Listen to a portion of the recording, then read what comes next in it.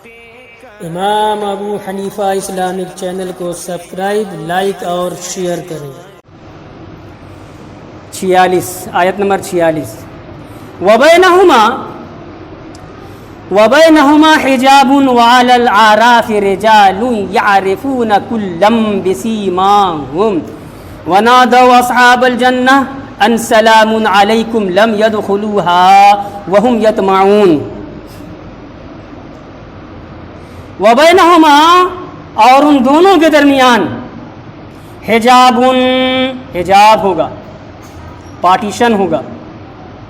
تفسیر بعد میں کروں گا، صرف ترجمہ کر رہا ہوں۔ وعلی الاعراف رجال، اور اعراف پہ کچھ اشخاص ہوں گے، کچھ لوگ ہوں گے۔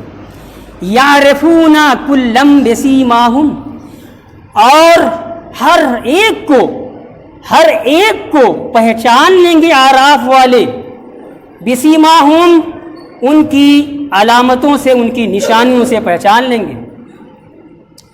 ونادوا اصحاب الجنہ، اور یہ اعراف والے لوگ پکاریں گے، آواز دیں گے، اصحاب الجنہ جنتیوں کو آواز دیں گے۔ کیا آواز دیں گے؟ ان سلام علیکم، کہ تم پر سلام ہو۔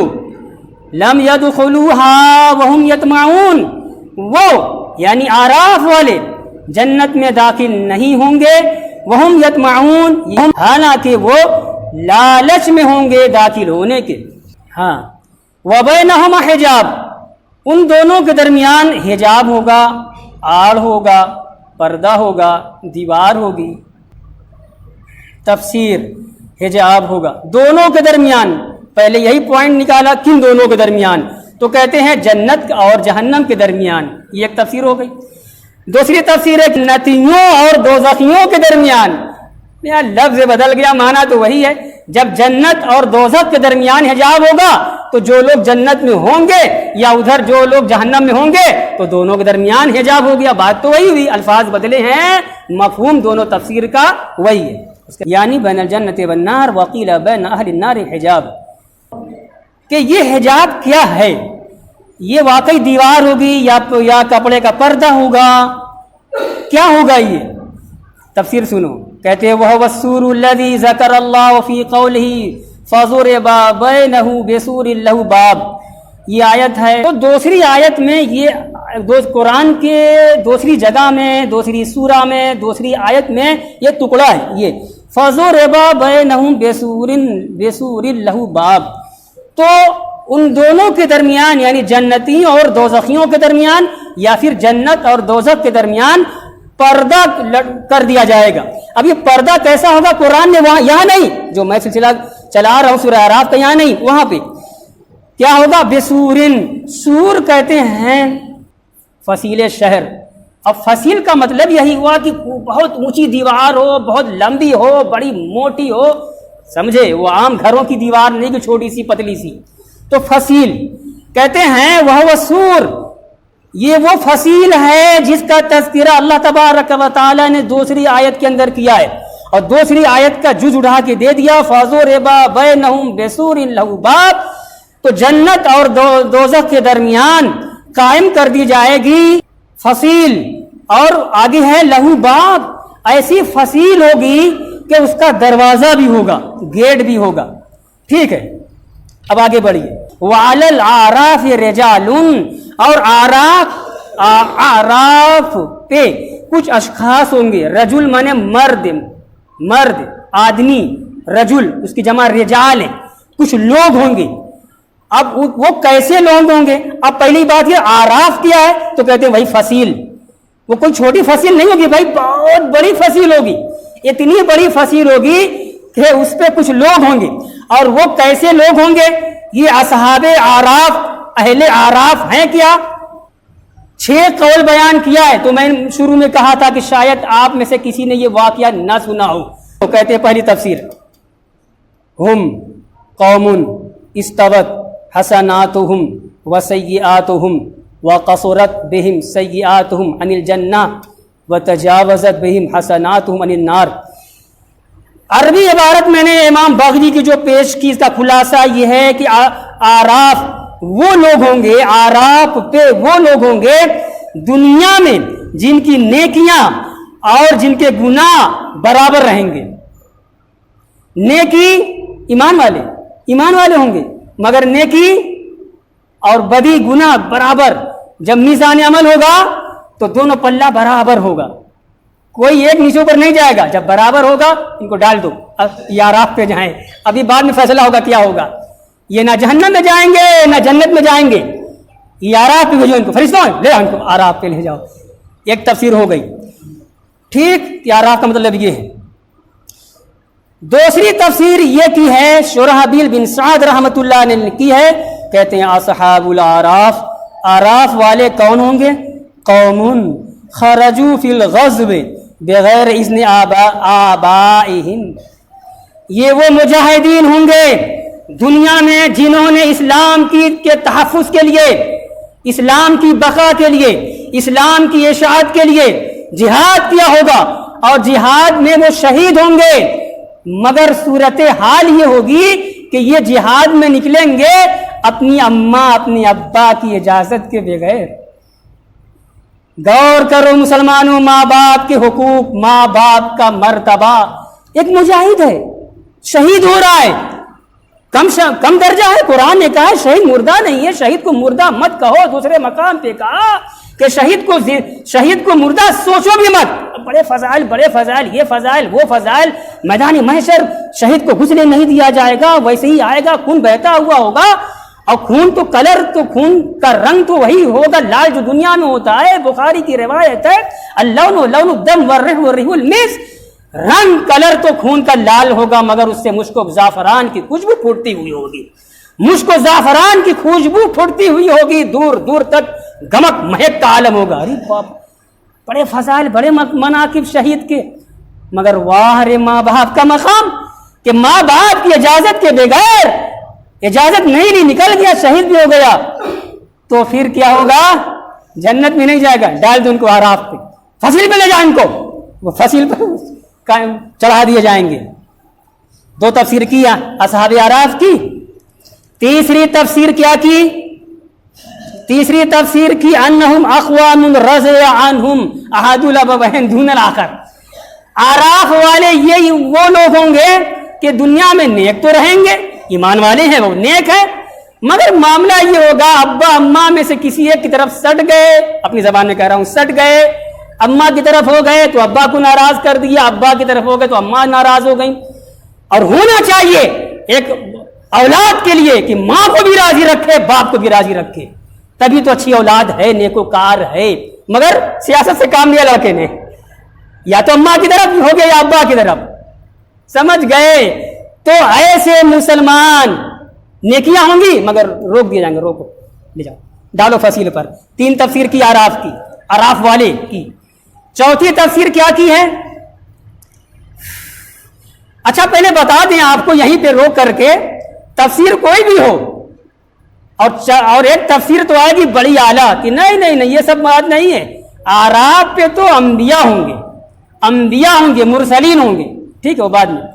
تو اگر انبیاء و مرسلین نہیں ہیں، پہلے کی 5 تفسیر ہے، تو جائیں گے تو جنت میں، بعد میں جائیں گے، یہ بتلانا تھا مجھے۔ تو چوتھی تفسیر کیا کی ہے؟ ہم الذین ماتوا فی الفترۃ ولم یبدلوا دینہم، آراف پہ وہ لوگ ہوں گے جو فترت کے درمیان دنیا میں آئے ہوئے ہوں گے۔ اب کوئی حضرت فترت کیا ہے؟ ایک نبی کے جانے کے بعد دوسرا نبی جب دنیا میں آتا تھا تو ایسا بھی ہوا کہ ایک مدت ہو گئی، دوسرا نبی نہیں، اللہ کی مشیت، پھر آیا بعد میں۔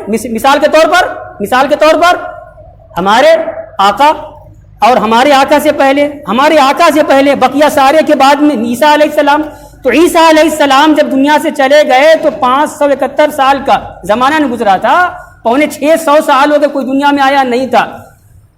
تو ایسے ہی اور بھی انبیاء جو آئے، اور بھائی 3 4 نبی ایک زمانے میں بھی ہوئے، موسیٰ علیہ السلام، شعیب علیہ السلام، ہارون علیہ السلام، حضرت یوشع بن نون علیہ السلام، 4 سال میں کا میں نے نام، ایک زمانہ ہے، کام بٹا ہوا ہے، کوئی مدین میں ہے، کوئی مصر میں ہے، کوئی کہیں ہے، بہرحال زمانہ فترت میں جب کوئی نبی نہیں تھا، اس زمانے میں جو لوگ ہوئے اور اپنی پوری قوم کو دیکھا پوجا پاٹ کرتے ہوئے، پوری قوم کو دیکھا کہ سب آما کا آما بگڑ گیا ہے، مگر سینس سے کام لیا اس نے، اس مرد خدا نے اپنی عقل سے کام لیا. اور اس زمانے کا جو نالج تھا، جو جانکاری کا ذریعہ تھا کہ یہ چیز نہیں ہے بھائی، ہمارے جو نبی گزر گئے ہیں، ایک زمانہ ہو گیا، ہاں وہ سن رہے ہیں، ان کی یہ تعلیم نہیں تھی کہ بتوں کو پوچھو.